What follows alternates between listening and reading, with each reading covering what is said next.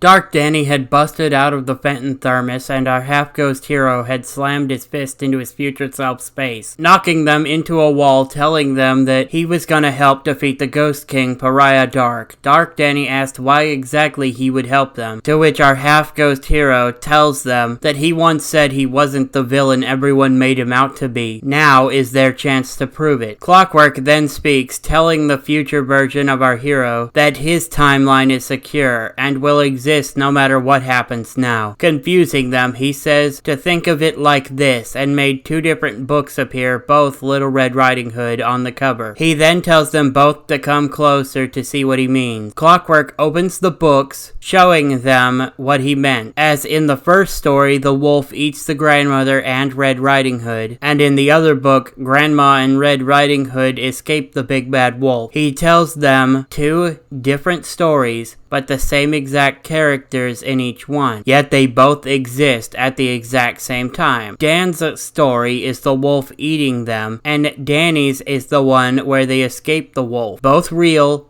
both exist side by side. One doesn't simply erase the other from existence. Nodding and understanding now, Dan agrees to help take down the Ghost King on one condition, that he doesn't get shoved back into the thermos after they are done. Clockwork then says that so long as he doesn't try to destroy everything like in his future, then they have a deal. The two versions of Danny, both present and future, then fly off to Pariah's Keep. Clockwork says that this story is getting very interesting indeed, as he moves the two books, revealing a third and cutting to the end of the story, showing that the wolf ate Red and Grandma but were saved by the huntsman at the end by killing and cutting open the wolf. The cloaked figure appeared again, saying that he's curious to see how his boys deal with a new first-time meeting, saying that this was going to be fun. They find Pariah's Keep with the armies there waiting. Danny says that he's gotta ration his powers in this thing because it's draining on the person inside. Maybe he could pick them off a little at a time, firing one ghost ball from his fingertip as it flew down into the crowd of soldiers and exploded, it taking out several of them at once. As he checks the suit's power, seeing that it says 100%. He and Dan both start blasting the armies, though Danny starts to drain, and Dan gets an idea telling him to step back. Moving back a bit, Dan flies straight above them and unleashes a ghostly wail aiming directly at the ground, causing it to start to crack and eventually crumble underneath the skeletal army's feet, making them all tumble off the platform, then blasted the two skeletons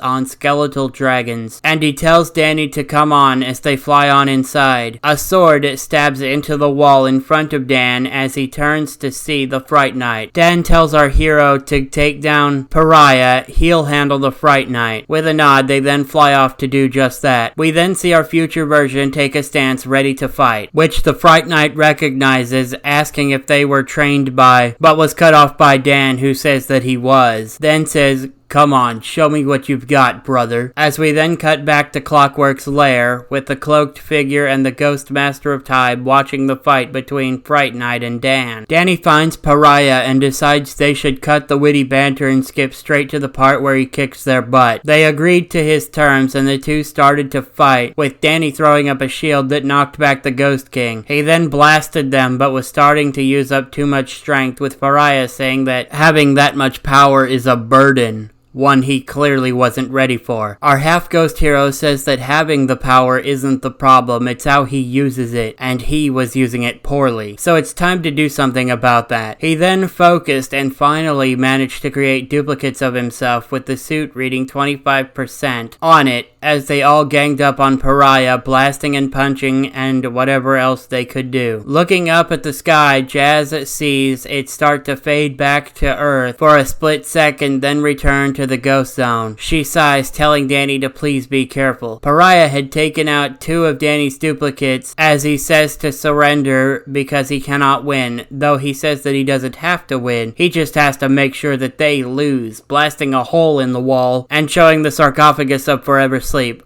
Pariah blasts at Danny's copy as they fire a ray at his crown. While the crown was knocked off, the copy vanished, and the Ghost King tries to fight Danny, knocking him back slightly, saying that he wasn't about to let them send him back to the forever sleep. Danny says that he really didn't want to have to do this, but he then takes a deep breath before unleashing the ghostly wail, which was several times more powerful due to the ectosuit, and Dan coming in with his costume partially damaged and skin cut in places as he joins in unleashing his own ghostly wail at Pariah 2. The two knocking him back as the keep begins to crack and crumble, falling on top of them. Danny then throws the unconscious Ghost King into the sarcophagus of forever sleep, with Dan slamming it shut. The Fright Knight comes over with Vlad, who locked it using the key that he had, keeping Pariah from being able to escape. Cutting to Danny's family and friends, they see the sky return to normal as they are returned to Earth. Maddie asking where Danny was. Meanwhile, Danny was breathing heavily, trying to catch his breath, and looks way too worse for wear as he fell unconscious. Dan actually flew Danny back to the location of the Fenton portal and threw him outside of it and into Fenton Works lab. This means that Vlad doesn't get his hands on the ectosuit, as Tucker and Sam were down there waiting for Danny. They were confused by how he got there while unconscious, but Dan comes in only for a moment and says to tell Danny that he'll come back once he's taken care of something, freaking the two of them out. The news says that Danny Phantom's hero status is at an all-time high, and that they thank him for whatever he did to save them all, with our hero waking up in his bed confused as he sits up, slowly aching all over. Sighing, he figured now was a good time as any to let them know he was okay and explain what was going on. As he goes to leave his room, he spots something sticking out of the desk. It was a yellow envelope marked from Vlad. He was about to just throw it out the window, but